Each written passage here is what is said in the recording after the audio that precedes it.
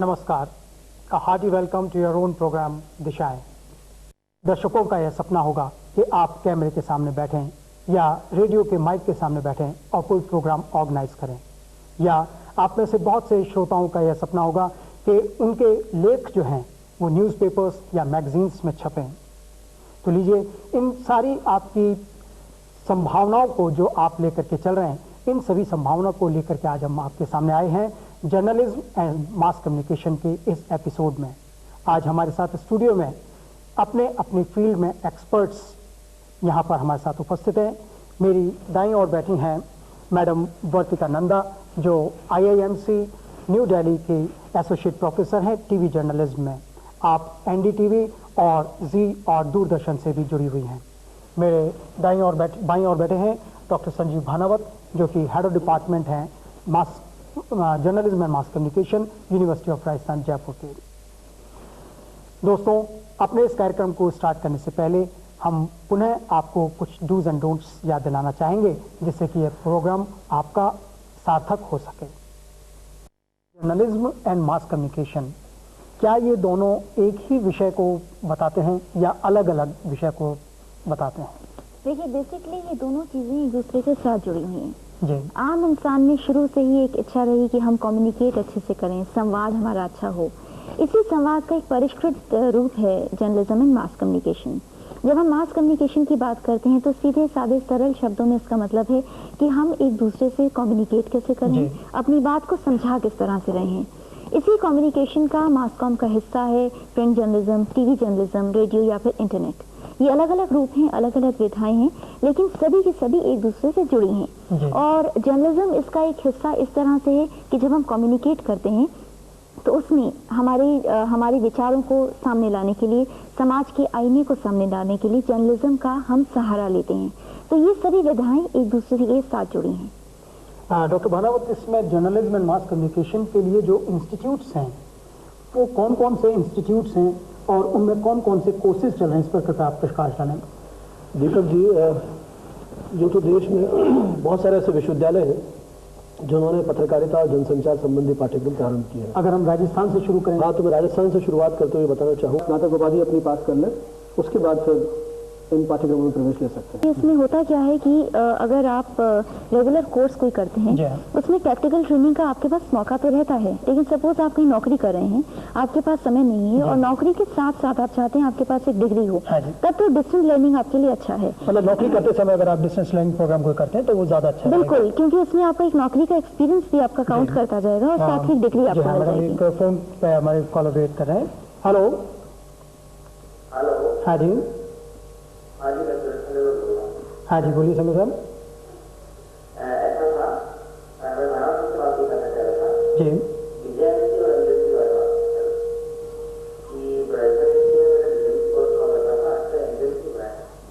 हम आपसे जानना चाहेंगे, आप क्योंकि IIMC से जुड़ी हुई हैं, तो IIMC जो है, जो JNU कैंपस में है, क्या ये JNU का ही एक अंग है या इससे अलग हट करके है? एक्चुअली ये कंफ्यूजन अक्सर लोगों को हो जाता है। IIMC यानी Indian institute of mass communication, Hindi में इसे बोलते हैं भारतीय जनसंचार संस्थान।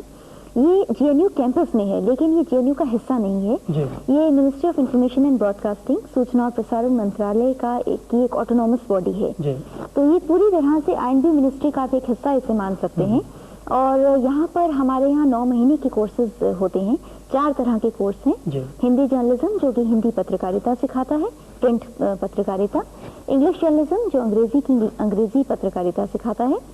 रेडियो एंड टेलीविजन, जिसके साथ मैं जुड़ी हूँ, और इसके अलावा advertising and PR, public relations. अगर मैं गलत नहीं हूँ तो शायद ये PG डिप्लोमा कोर्सेज कहलाते हैं। जी। और PG डिप्लोमा कोर्सेज से स्टूडेंट्स जनरली ये इस कंफ्यूजन में आ जाते हैं कि वो 1 साल का कोर्स है, जिसको कि करने के बाद वो डिप्लोमा उनको मिल रहा है, डिग्री नहीं।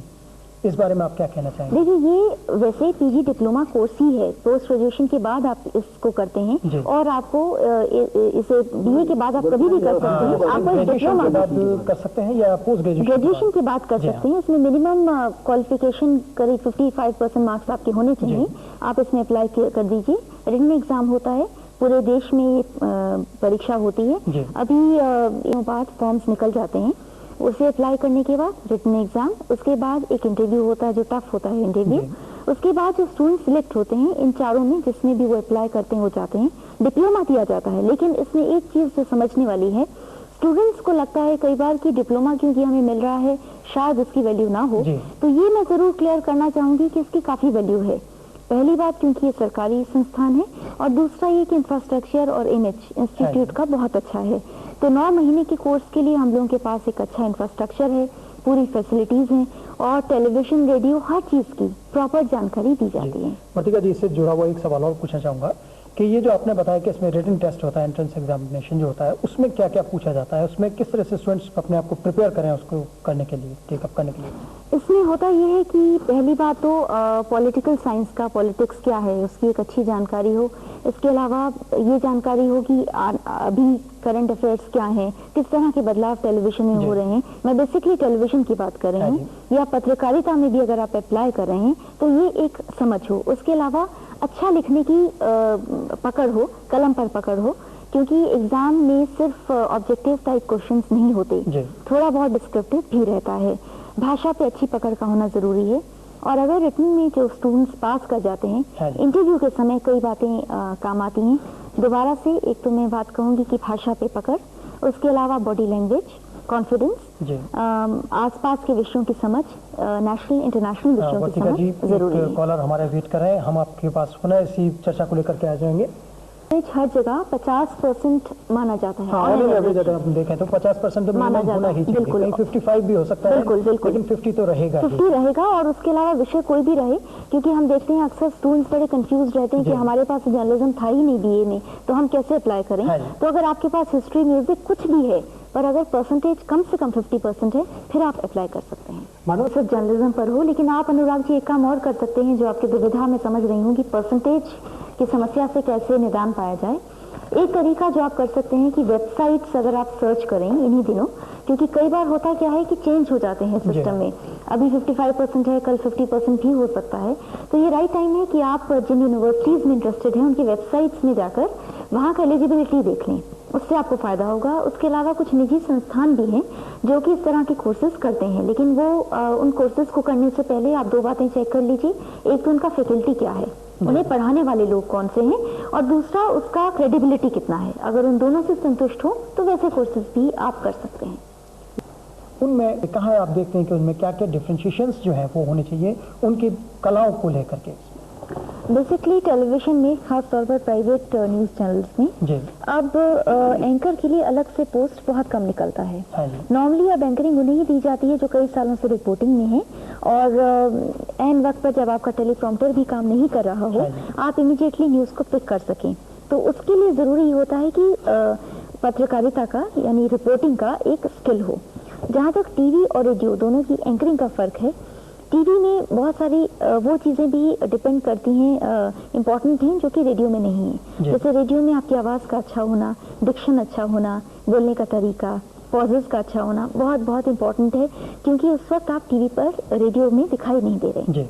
लेकिन टेलीविजन में आपकी ओवरऑल पर्सनैलिटी, आपका चेहरा, आपके बोलने का तरीका, आप किस तरह से कोई चीज़ को अगर आप भूल भी गए हैं तो आप उसे कैसे समेट रहे हैं, ये सब चीज़ें बहुत डिपेंड करती हैं।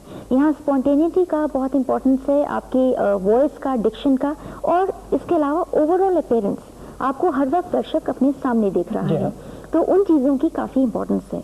बॉडी लैंग्वेज यहाँ बहुत इंपॉर्टेंट है। और अगर हम टीवी में स्कोप की अगर बात करें तो उसके लिए आप क्या कहना चाहेंगे? मैं तो कहना चाहूंगी कि टीवी में इस वक्त जितना स्कोप है शायद और किसी फील्ड में उतना नहीं होगा। शायद ये मल्टीमीडिया जो है इसका एक ऐसा क्षेत्र है जबकि पूर्णतः अपने रफ्तार से आगे बढ़ता चला जा रहा है। बिल्कुल। टेलीविजन में इस समय बहुत सारा स्कोप है। टेलीविजन में कैमरा के आगे और कैमरा के पीछे दोनों तरफ स्कोप ही स्कोप है। एंकरिंग से लेकर reporting, editing, camera, lighting, makeup, ये सब चीज़ें, बहुत सारी चीज़ें। अगर आपको नॉन लीनियर, लीनियर एडिटिंग का अच्छा ज्ञान है, आप एक अच्छे एडिटर बन सकते हैं। कैमरा अगर आपने बहुत अच्छी जगह से किया है, जैसे FTI पुणे में बहुत अच्छा ट्रेनिंग दिया जाता है, उस तरह का अगर आपने कैमरा सीखा है तो कैमरा पर्सन की जॉब आपको मिल सकती है। और तमाम जॉब्स में इस वक्त ना सिर्फ अपॉर्चुनिटी है बल्कि पैसा भी बहुत अच्छा है, रिस्पेक्टेबिलिटी बहुत ज़्यादा है। MGMC का कोर्स करने के बाद आपको कैमरे के लिए भी आपको ट्रेनिंग मिलती है, उसमें क्या वो उसमें आप उसके बाद कैमरे के लिए भी एलिजिबल हो जाते हैं फिर उसको कैमरा ऑपरेट करने के लिए? देखिए, निर्भर करता है कि आप किस जगह से कोर्स कर रहे हैं। कई निजी संस्थान ऐसे हैं जहां आपको कैमरा की कोई ट्रेनिंग नहीं दी जाती क्योंकि इक्विपमेंट इतना नहीं होता, इंफ्रास्ट्रक्चर उतना नहीं है। लेकिन मैं फिर कहूँगी जैसे IMC है या जामिया है या FTI पुणे है, वहाँ पर इंफ्रास्ट्रक्चर बहुत स्ट्रांग है। आपको कैमरा के आगे आने की जितनी ट्रेनिंग दी जाती है उतनी ही कैमरा को हैंडल करने की दी जाती है। यहाँ के स्टूडेंट्स जानते हैं कैमरा कैसे हैंडल करना है, चाहे वो DVC प्रो हो या फिर VHS कैमरा हो, सब कुछ वो लोग जानते हैं। तो इस तरह से जॉब का अपॉर्चुनिटी आपके हाथों में है, कोई भी फील्ड आप पिक कर लीजिए और उसमें नौकरी मिलने की संभावना ज़्यादा है। आप कोर्स भले कहीं से कीजिए, लेकिन एक प्रैक्टिकल ट्रेनिंग अगर आपके पास है तो जॉब मिलने की संभावनाएं बढ़ जाती हैं। और दूसरा है कि प्राइवेट सेक्टर में कंपनी चाहे कोई भी हो, वो चाहेगी कि आप जब उनके पास डिग्री डिप्लोमा जो भी लेकर आए, आपके पास एक जानकारी हो, एक काम की समझ हो, क्योंकि कोई नहीं चाहेगा कि वो अपनी एनर्जी आपको नए सिरे से सब सिखाने में लगाए। हाँ वर्तिका जी, आपने बहुत अच्छी बात बताई। लेकिन एक चीज़ और हम पूछना चाहेंगे आपसे कि ये जो फ्रीलांसर स्क्रिप्ट राइटर जो होते हैं उनमें क्या कैरेक्टरिस्टिक्स, उनकी क्या क्वालिफिकेशंस होनी चाहिए? फ्रीलांस बनने के लिए सबसे पहली बात यह है कि कलम पे पकड़ हो और कुछ अच्छी जगह प्रकाशित होता रहे इंसान, कुछ अखबारों में वो लिख रहा हो, कॉलम्स हो या किसी एक विषय पे लिख रहा हो, तो ऐसी जॉब्स का मिलने में संभावना रहती है। डॉक्यूमेंट्रीज के लिए जरूरत होती है फ्रीलांस स्क्रिप्ट राइटर्स की, तो ऐसी संभावनाएं हैं। बहुत कम अब निकलती हैं। वो होता है एंकर कम कॉरेस्पॉन्डेंट, कॉरेस्पॉन्डेंट कम एंकर, मतलब दोनों तरह के काम आपको आने चाहिए। अगर आप एंकर बनना चाहते हैं तो वही क्वालिटीज़ हैं जो एक पत्रकार के लिए चाहिए। आपको करंट अफेयर्स का अच्छा नॉलेज हो, आप अपने आसपास की गतिविधियों के बारे में जानकारी रखते हो, भाषा पे अच्छी पकड़ हो। एक बात जो मैं आमतौर पर बड़ा स्ट्रांगली फील करती हूँ कि आपको माइक को पकड़ने में जितना कॉन्फिडेंस हो उतना ही कलम को पकड़ने में भी हो। तो अगर माइक और कलम दोनों के बीच आप एक अच्छा तालमेल बिठाना जानते हैं और अपनी भाषा को मॉड्यूलेशन, अपना शब्दों को सही ढंग से बोलना, उच्चारण जानते हैं, किस शब्द का इस्तेमाल कब करना है और सोच समझकर कैसे बोलना है, ये सब चीजें अगर आप अच्छे से जानते हैं तो आपके लिए एंकर बनना काफी आसान हो जाता है। प्रतिका जी, क्या जामिया मिलिया में भी इस तरह का कोई कोर्स है जिससे कि जर्नलिज्म के साथ कोई जुड़ा जा सकता है? बिल्कुल, वहाँ 2 साल का कोर्स है और पूरे 2 साल तक इन्हीं विषयों पर जानकारी दी जाती है। वो थोड़ा एलेबोरेट है, जैसे IMC 9 महीने का कोर्स है, ये 2 साल का है। इसमें कई टेक्निकल चीजें भी सिखाई जाती हैं। मास कॉम और जर्नलिज्म के अलावा जैसे आपको कैमरा सिखाया जाता है, लाइटिंग की अच्छी समझ दे दी जाती है, एडिटिंग बहुत अच्छे से आप जान सकते हैं, डॉक्यूमेंट्रीज कैसे बनानी है ऑब्वियसली, क्योंकि 9 महीने और 2 साल में फर्क है, तो हर चीज का इन डेप्थ नॉलेज वहाँ पर दिया जाता है। वो कोर्स भी काफी अच्छा है, उसके फॉर्म्स भी अब निकलने वाले हैं। और उसमें भी एंट्रेंस एग्जामिनेशन होता है? बिल्कुल, उसमें भी एंट्रेंस एग्जाम है और वो भी टफ एग्जाम होता है। उसमें भी वही तरीका है कि ऑब्जेक्टिव और डिस्क्रिप्टिव दोनों तरह के पेपर्स। एक इसमें ये देखा गया है कि इसमें एप्टीट्यूड टेस्ट जो है वो बहुत इम्पोर्टेंट होता है। उस एप्टीट्यूड टेस्ट में क्या क्वेश्चंस पूछे जाते हैं? देखिए, नॉर्मली होता क्या है कि हम लोग जब ये स्टूडेंट्स ये करते हैं तो वो कई एग्जाम्स के लिए अप्लाई करते हैं और उन्हीं में से एक हिस्सा मास कॉम भी होता है, ठीक है। तो एप्टीट्यूड का सब जगह जो जिस तरह का क्राइटेरिया रहता है, मोटा मोटा तरीके से यहाँ भी वही सिस्टम है। एक जनरल अवेयरनेस, उसके अलावा जो IQ के अलग क्वेश्चंस होते हैं, नेट का जो लोग प्रिपेयर करते हैं, जो नेट का स्टाइल है, तकरीबन वही होता है। तो मास कॉम अगर आप अप्लाई कर रहे हैं, ऐसा नहीं है कि आपको अलग से कुछ तैयारी करनी पड़ेगी, लेकिन बस ये है कि आपकी अखबारी समझ और चैनल्स में नया क्या हो रहा है, आपके दूरदर्शन में जैसे इस वक्त एक नएपन की लहर है, उस लहर की एक जानकारी हो, वो सब हो, तो बस मेरा ख्याल है काफी अच्छी तैयारी हो जाती है। एक चीज और आपसे मैं पूछना चाहूंगा कि इसमें जो इस फील्ड में रिस्क फैक्टर जो है वो कैसा है, क्योंकि एवरीबडी वांट्स टू बी दीपक चौरसिया और समथिंग एल्स, कि रातों रात जिनकी ख्याति जो है वो फैल गई है, लेकिन क्या इसमें कोई रिस्क फैक्टर ऐसा है जिसमें कि रातों रात ख्याति फैलने के बाद इमीडिएटली नीचे भी आना पड़ सकता है? ये बताइए, ऐसी कौन सी जगह है जहाँ रिस्क फैक्टर ना हो? हर जगह रिस्क है, हर नौकरी में रिस्क है। मुझे ये लगता है कि जब हम जर्नलिज्म का ट्रेनिंग लेते हैं, जब हम पत्रकारिता की ट्रेनिंग लेते हैं, इसके फायदे ज़्यादा हैं और रिस्क कम है। वो इसलिए कि अगर आपने एक बार सीख लिया कैसे काम करना है, कैसे भाषा पर पकड़ होगी, तो आप ये बताइए कि क्या आपको लगता नहीं है कि हर फील्ड में आप तो इसमें रिस्क फैक्टर जो हम नॉर्मली सोचते हैं कि आज नौकरी है और कल पता नहीं क्या हो, या प्राइवेट चैनल्स इतनी तेजी से फैल रहे हैं, हम अगर सक्सेसफुल ना हुए, तो ऐसा नहीं है। क्योंकि अगर एक बार आपने इस की नब्ज पकड़ ली, आप इसको जानने लगे, तो रिस्क तो नहीं है बल्कि तरक्की के आसार ज्यादा हैं, जैसा दीपक के साथ हुआ और बहुत लोगों के साथ हुआ। और ये भी कि अगर आपने एक बार पत्रकारिता की समझ ले ली, तो किसी भी तरह की जॉब में आपके लिए दोबारा जाना या कुछ और करना आसान होगा। जैसे मैंने टेलीविजन छोड़ के अब मैं अध्यापन में आई हूँ और टेलीविजन से ताल्लुक है, तो मुझे लगता है टीवी का बहुत बड़ा योगदान होता है आपको कॉन्फिडेंस देने में। एंकर्स के लिए कुछ डूज एंड डोंट्स अगर आप बताना चाहें तो?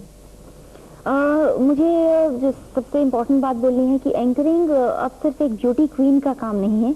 हम जो पहले सोचा करते थे कि बहुत सुंदर आपकी लुक्स हों, आप ऐश्वर्या राय जैसी दिखाई देती हूँ तो आप बहुत अच्छी एंकर बनेंगी, उससे ज़्यादा ज़रूरी अब ये है कि आप की समझ ऑन द स्पॉट कैसे काम करती है।